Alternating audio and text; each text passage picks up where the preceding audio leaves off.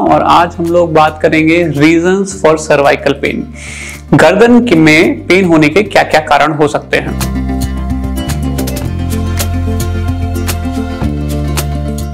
Hello and welcome, I am doctor Devshree Sharma और आज हम लोग बात करेंगे रीजंस फॉर सर्वाइकल पेन। गर्दन में पेन होने के क्या क्या कारण हो सकते हैं। तो सबसे पहला कारण है मसल ट्रॉमा, मसल इंजरी या मसल फटीग, या फिर जो आपकी मांसपेशी है उसमें किसी कारण की वजह से कोई चोट लगना, बहुत देर फटीग हो जाना या उसको कोई इंजरी होना। ऐसा कब हो सकता है? ऐसा तब हो सकता है जब आप रेगुलरली एक ही पोजीशन में कॉन्टिन्यूसली काम करते रहें। जैसे आप लैपटॉप पे लगातार काम कर रहे हैं, हिल नहीं रहे। आप टेक्स्ट नेक सिंड्रोम जिसको कहते हैं, लगातार मोबाइल फोन पे ऐसे काम कर रहे हैं, हिल नहीं रहे। आप बहुत देर रिपीटेटिव मूवमेंट कर रहे हैं नेक का। कभी कभी छोटी छोटी चीजें जैसे बेड में बुक पढ़ना जैसी चीजें भी इस चीज को एग्रेवेट कर सकती हैं। और बहुत सारे कारण हो सकते हैं जिससे कि नेक की गलत पोजीशन की वजह से या कंटिन्यूअस सेम पोजीशन की वजह से या कंटिन्यूअस सेम मूवमेंट की वजह से मसल को ट्रॉमा हो सकता है और इन सब की वजह से लीड हो सकता है आपको प्रॉब्लम नेक का पेन। सेकेंड रीजन होता है डीजेनरेटेड फेसेट जॉइंट्स। रीढ़ की हड्डी छोटी छोटी हड्डियों से मिलकर बनती है और उन सब हड्डियों को जोड़ते हैं जॉइंट्स।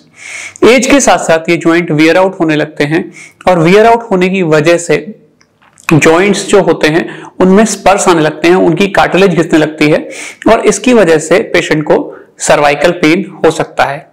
ये एक कारण सर्वाइकल स्पॉन्डाइलिसिस का भी होता है।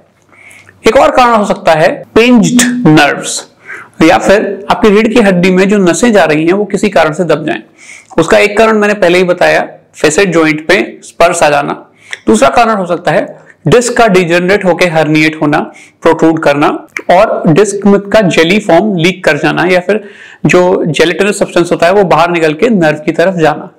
तो इसकी वजह से भी पेशेंट को गर्दन में या फिर उसके शोल्डर में या फिर इंटरस्कैपुलर एरिया में या शोल्डर ब्लेड एरिया में या फिर उसके हाथ में पेशेंट के दर्द आ सकता है। एडवांस केसेस में पैरों में दर्द आना, वीकनेस आना, इनकोऑर्डिनेटेड मूवमेंट होना या फिर बैलेंस की दिक्कत होना, लैट्रिन बाथरूम की दिक्कत होना, ये सारी दिक्कतें पेशेंट को हो सकती है। इसके अलावा अगर मैं बात करूं आपसे तो बहुत इंपॉर्टेंट रीजन इसका होता है कोई पेशेंट को ट्रॉमा हो जाना या फिर कोई चोट लगना। अगर पेशेंट को जैसे गाड़ी में एक इंजरी होती है, जैसे आप गाड़ी में बैठे हैं, पीछे से कोई मार दे तो विप्लैश इंजरी होती है। इसकी वजह से फेसेट जॉइंट्स में इंजरी हो सकती है, सर्वाइकल डिस्लोकेशन हो सकता है। ये सारे कारण भी हो सकते हैं कि आपको सर्वाइकल पेन आए।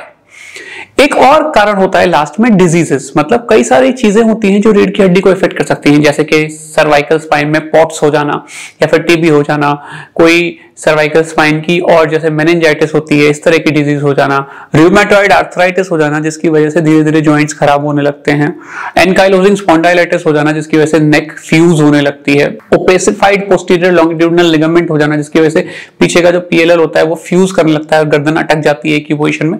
तो ऐसे कई सारे कारण हैं जिसकी वजह से गर्दन में दिक्कत हो सकती है। ये मेजर कारण मैंने लिस्ट किए, इन सारे कारणों की वजह से सर्वाइकल प्रॉब्लम आ सकती है।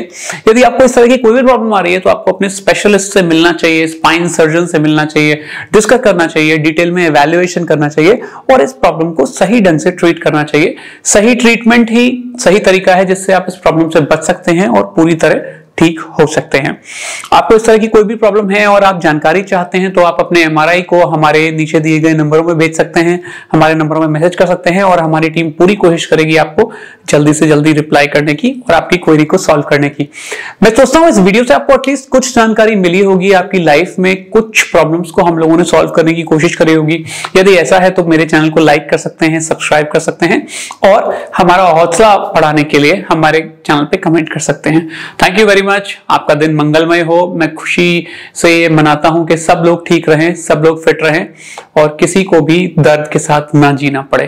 Thank you very much again.